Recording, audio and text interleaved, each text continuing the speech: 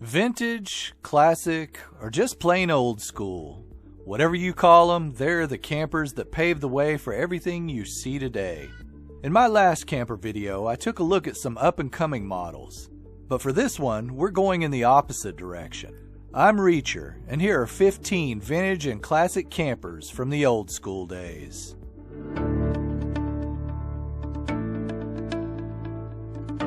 Thank you for watching Mind's Eye Design. Number 15. It might seem a bit cliche to start this list with an Airstream, but the manufacturer has been a pioneer in the industry since the first factory opened in 1931. The Bubble was one of many models they've produced through the years, having a 4-year run that started in 1955.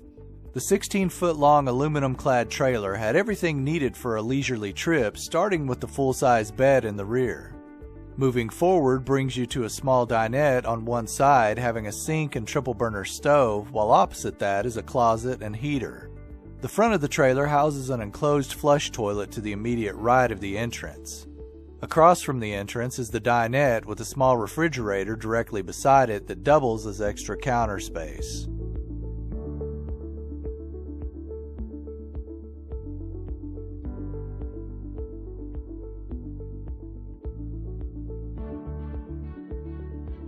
Number 14.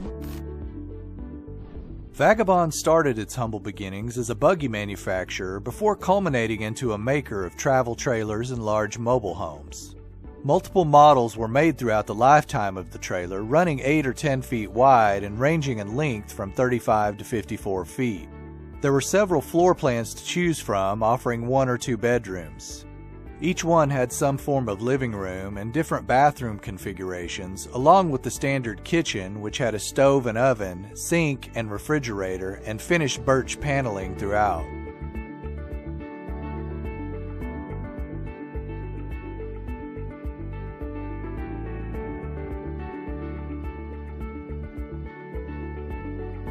Number 13. The images you see here are from restored trailers, staying true to the original design and offering a glimpse of the elegance that yesteryear had to offer. A large U-shaped dinette took up the front of the trailer, having a telescoping table that allowed for it to be used as an extra sleeping area. A centrally located closet and counter sit opposite a stainless steel kitchenette consisting of a triple burner cooktop, sink, and refrigerator. The main sleeper is a full-size bed in the rear, sitting in an east-to-west configuration.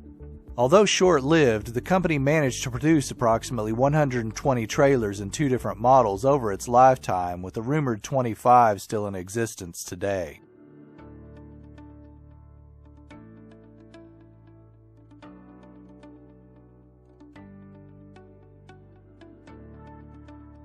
Number 12.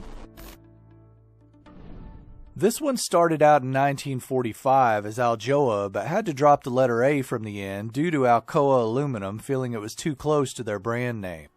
This, like many other trailers of the time, mimicked the Can-Ham design, which made it easier to construct as well as allowing for a more efficient layout of the interior. The company produced several models as well as switching to a more modern squared-off exterior in the mid-1960s. Each layout included a dinette/sleeper with a fold-down table, a small kitchenette with a stove, refrigerator, and sink, as well as the option of a bed in place of a second dinette. These period trailers are a popular choice among enthusiasts, hailing from the golden era of the 50s and 60s.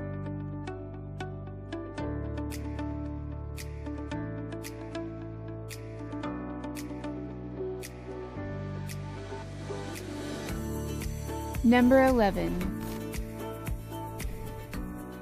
What began in 1946 as a short-lived teardrop trailer manufacturer reopened in 1948 with a broader range of trailers that fell into the canned ham category. By the late 50s, the company had moved toward a more standard squared-off design reminiscent of the changing times, including models a few years later that offered an upper-level sleeping space. Multiple layouts offered the standard features, having either a dinette with a folding table and/or a full-length couch. The kitchenette included a stove with an oven, sink, and refrigerator.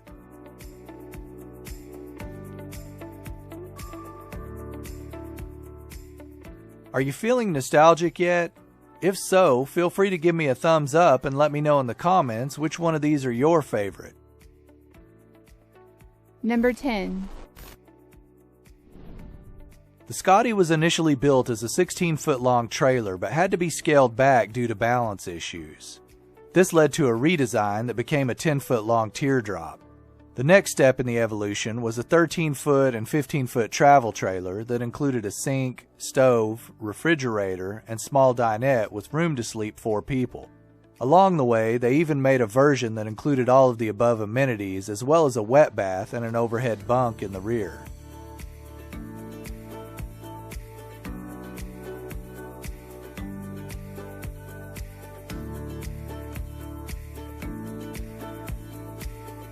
Number 9. The Cardinal Trailer Company was established by Adams Manufacturing in 1951, starting a production run that ended in 1977. In that time, the company offered trailers from 13 feet to 16 feet long, as well as a 10-foot-long truck camper. Standard inclusions were kitchenettes with a stove and/or oven, a sink, and an under-the-counter refrigerator. A full-size bed was at one end of the trailer, while the other end had a dinette with more gaudy-looking curtains than should be allowed by law.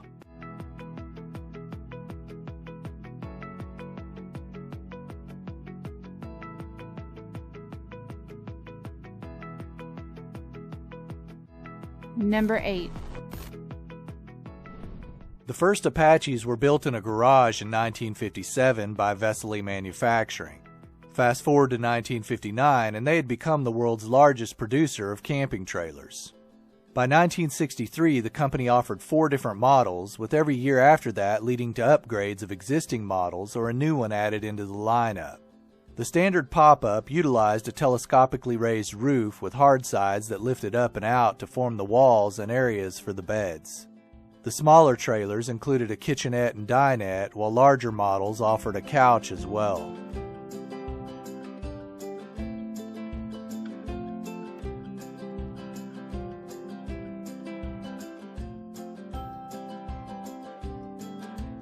Number 7. Due to the design of this one, it's commonly mistaken as a product of the Airstream Corporation. The Avion C10 first saw production in 1965, almost a decade after the company had been in the travel trailer business. It was the first of the truck bed models, with the larger C11 coming out a few years later. Each one was surprisingly spacious for a truck camper, having an enclosed wet bath directly to the right of the entrance. Moving forward, you'll find a kitchenette with a stove and oven, a refrigerator, and a sink. The cab-over provided space for a full-size bed, while the dinette, which offered the choice of either a side or center placement, could convert to an extra bed as well. Contrasting the shiny look of Airstream trailers, the Avion used an unpolished anodized aluminum for increased durability.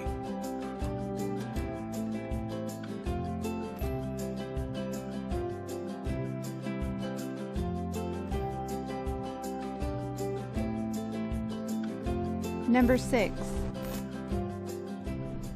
This one started out way back in the days of 1913 as a motorcycle sidecar manufacturer. Then they tried their hand at funeral cars and ambulances before settling on making coaches and buses. One of these was called the Starliner, and it had a good run of about a decade, starting in the late 50s. Not only were these used as transit and intercity coaches, but many musicians chose to use modified versions as their mode of travel. These custom models offered the standard amenities of modern-day motorhomes, including a full kitchenette and dinette, a bathroom with a stand-up shower, and a private bedroom in the back.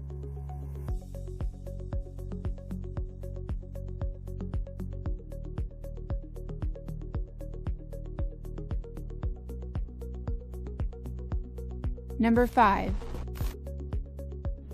In 1958, industry pioneer Ray Frank built a unique motorized RV from the ground up, bringing to the industry the term motorhome as a new moniker over the house car. Created from an all-fiberglass body, it was available in 21 and 27-foot models. Each one offered a lounge area with a couch and dual recliners, a kitchenette having a double-basin sink, microwave, and refrigerator, along with a 4-burner stove and oven, a large wet bath with an L-shaped counter, and a separate bedroom in the rear. Although it wasn't officially a Travco until 1967, it had been around under the Dodge motorhome name for almost a decade. Unfortunately, due to rising costs and competition, it was officially discontinued in 1979.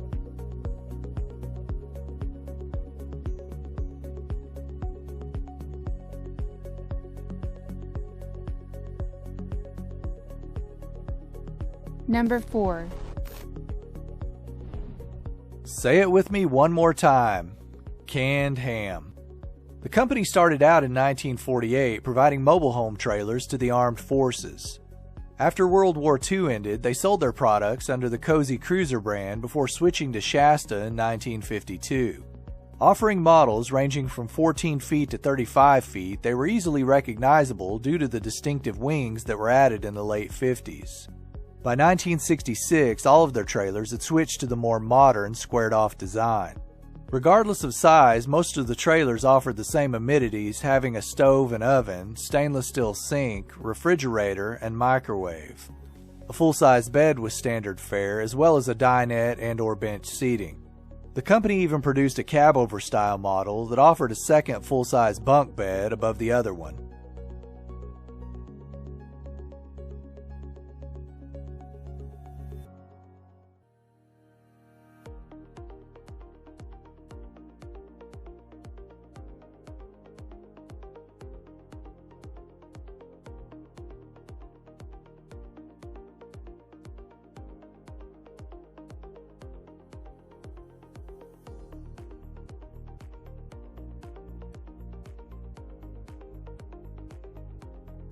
Number 3.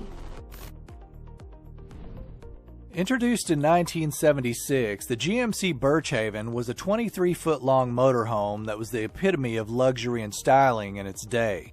The exterior carried the same design as the other models, but the interior was where the party was at. A front dinette that converts to a twin bed sits directly across from the entrance. Two layouts were offered, one with a fully enclosed side wet bath and one having a rear dry bath with a step-in tub. Depending on the layout, the kitchenette was either directly to the left of the entrance or behind the opposite dinette. This also offered different sleeping accommodations, which could be a couch across from the kitchenette or a second dinette in the rear. All natural wood cabinets and shag carpet throughout accented everything with a range of exterior paint schemes that were color coordinated with the interior.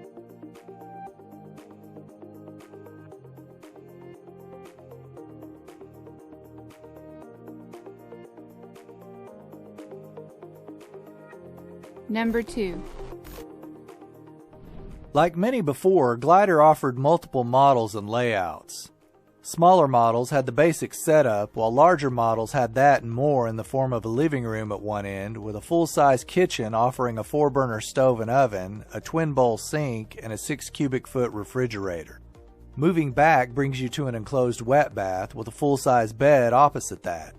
Taking up the rear of the trailer are further sleeping accommodations in the form of a set of bunk beds.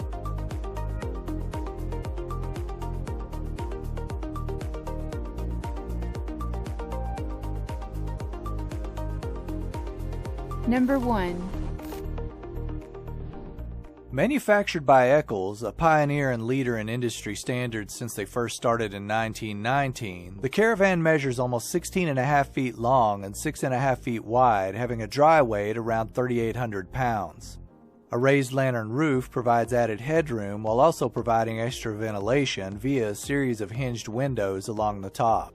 A bed at one end can extend from a 1 to a 2-person sleeper if needed, while the other end of the trailer has a sitting area that lays flat to serve as a second bed. In between is a full-length wardrobe on one side with a coal-burning stove and oven combo opposite that. No expense was spared, as you can see through the extensive use of hardwoods, decorative glass, nickel and chrome-plated hardware, and the steel exterior.